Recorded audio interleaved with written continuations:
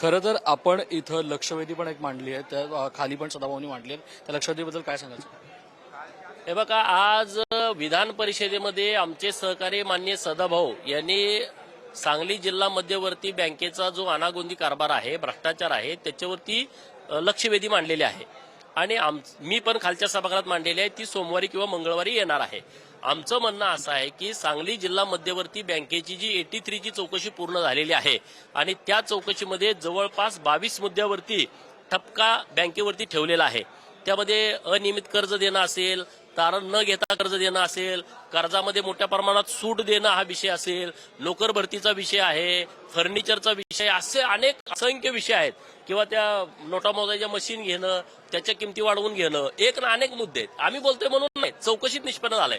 83 ची चौकशी पूर्ण झाली, आता 88 ची चौकशी सुरू आहे. 88 च्या चौकशीमध्ये काही मुद्दे वगळलेत. आमचं म्हणणं आहे की ते मुद्दे वगळता कामा नये.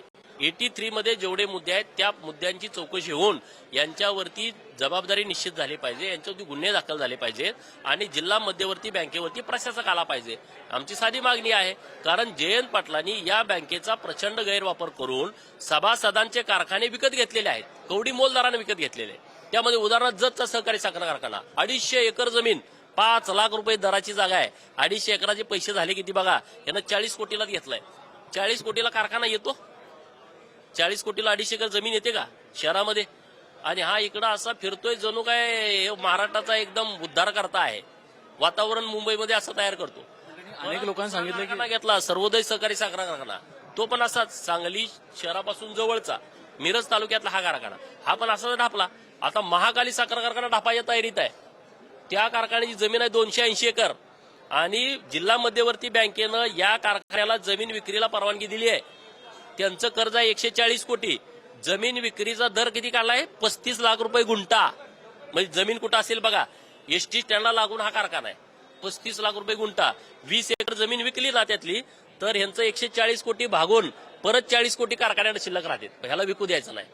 त्यांना म्हणणं आहे बंद पाडा, तो मीच घेणार. काय घेणार? माझ्या बापाचा पुतळा आता बसवलाय, रोडवरनं दिसत नाही. राग बघा त्याला किती आहे. अरे आमच्या बापाचे पुतळेच नाहीत की या राज्यातल्या करोडो शेतकऱ्यांचे, समाधी पण नाही, थडगं पण नाही. तुला एवढा राग येतोय? अरे मग आम्ही या विषयात लढतो ना तुमच्या विरोधामध्ये. ही काय तुमच्या बापाची जागीरदारी नाही ना?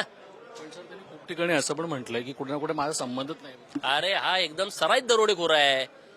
एखादा सराईत दरोडेखोर बँकेवरती दरोडा टाकतो, तो काय तिथं पुरावे ठेवतो का? पुरावे ठेवत नाही ना. हा सराईत आहे. हा काय साधा सरळ नाही ना, भोळा भाबडा नाही ना. हा एकदम सराईत गुंड आहे. सराईत दरोडेखोर असल्या कारणानं ह्याची एक सुदगिरणी आहे. माहित आहे का? प्रकरण तुम्ही काढत नाही. चारही बाजूला 4 बोर्ड आहेत, एकच सुदगिरणी. तिकडून गेलं का एक, तिकडून गेलं का दुसरी. मशीन तेच, कामगार तेच, इमारत तेच. ह्यानं 4 वेळा अनुदान काढलंय. कोण बोलणार याच्यावर सांगा? दुसरा कोण असता तर जेलमध्ये टाकला असता.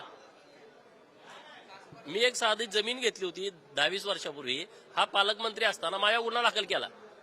जमीन घेतलेली किरकोळ. अरे तू तर सुदगिरणी, 4 सुदगिरणीचं अनुदान लाटलं एकट्यानं. तिकडच्या बाजूला अधिकाऱ्याला का हे नाव वेगळं दिसते. तिकडून आलं का दुसरं, इकडून पूर्व, पश्चिम, दक्षिण, उत्तर, एकच इमारत, त्याच मशिनरी, तेच कामगार, अनुदान 4. असा सुसंस्कृत नेता आहे. लोकसत्ता एकंदर आपण पाहिलं गेलं तर आता हा वाद कुठपर्यंत पोहोचणार आहे? कारण लक्षवेधी खालच्या हाऊसमध्ये पण आणि वरच्या हाऊसमध्ये पण डिस्कस होणार आहे. जयंत पाटलांचं नाव आता समोर आता जयंत पाटलांचं नाव समोर आल्यानंतर त्यांच्यावर खऱ्या अर्थानं गुन्हा दाखल होतोय का, त्याकडे सगळ्यांचं लक्ष लागलंय. सिंहल सोबत श्रेयस सावंत, पुढारी न्यूज, मुंबई.